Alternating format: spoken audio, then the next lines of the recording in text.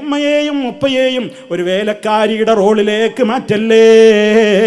നമ്മൾ തിരക്കാണ്, അവർക്കിപ്പോൾ നല്ല ഒഴിവുള്ള കാലമാണ്, അതുകൊണ്ട് എൻ്റെ എല്ലാ കാര്യവും അവരാ ചെയ്തു തരേണ്ടത് എന്നിടത്തേക്ക് ഏതെങ്കിലും ഒരു മകനോ മകളോ ചിന്തിച്ചു പോയാൽ ഈ പ്രശ്നത്തിനൊരു തകരാറുണ്ടെന്ന് ഞാൻ നിങ്ങളെ ഓർമ്മപ്പെടുത്തട്ടെ. പല കുറ്റങ്ങൾക്കും പരലോക കോടതി വരെ ചിലപ്പോൾ ശിക്ഷയില്ലാതെ വരും. ഈ കേസ് അങ്ങനെയല്ല. ഇത് വരമ്പത്ത് നിന്ന് കൂലി കിട്ടുന്ന കേസാണ്.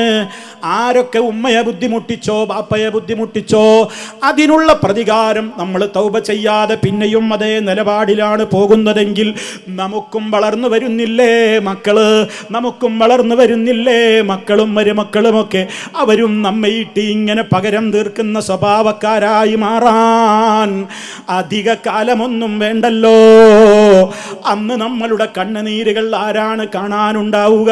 പലരും പുറത്തേക്ക് ചിരിക്കും, എൻ്റെ വീട്ടിൽ എനിക്ക് സമാധാനമാണെന്ന് പലരോടും പറയും.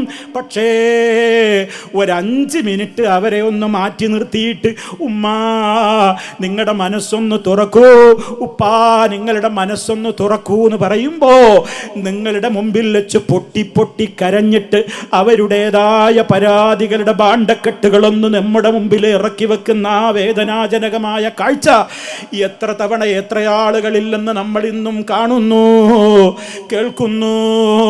അതുകൊണ്ട് വബിൽ വാലിദൈനി ഇഹ്സാനാ,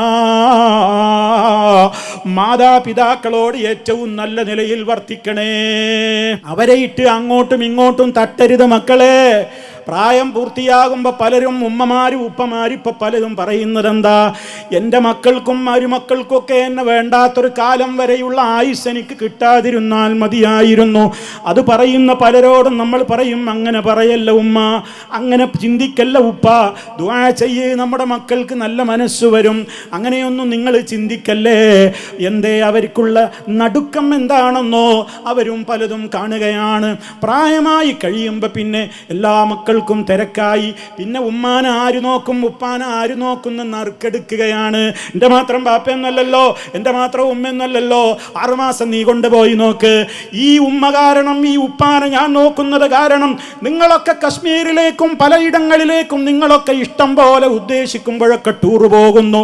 പക്ഷേ ഈ തള്ളയെയും തന്തയെയും ഞാൻ മാത്രം നോക്കുന്നു എന്നതുകൊണ്ട് ജീവിതത്തിൽ എനിക്കോ എൻ്റെ ഭാര്യക്കോ ഒരു ടൂറ് പോകാൻ പോലും സാധിക്കാതെ ഞങ്ങൾ നരകിക്കുകയല്ലേ എന്നൊക്കെ പറയുന്ന അടക്കം പറച്ചിലുകൾ ഈ ഉമ്മയും ഉപ്പയും കേൾക്കേണ്ടി വന്നാൽ ആ കണ്ണുനീര് വീഴുന്ന പുല്ലിൽ പോലും തീ പടർന്ന് പിടിക്കൂലേ.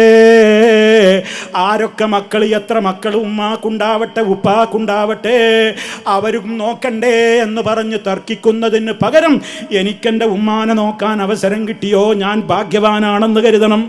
മറ്റോ നോക്കിയോ നോക്കിയില്ലേ, നോക്കണമെന്ന് അവന് ബോധമുണ്ടെങ്കിൽ അവൻ നോക്കട്ടെ, നോക്കണമെന്ന് അവൾക്ക് ബോധമുണ്ടെങ്കിൽ അവൾ നോക്കട്ടെ.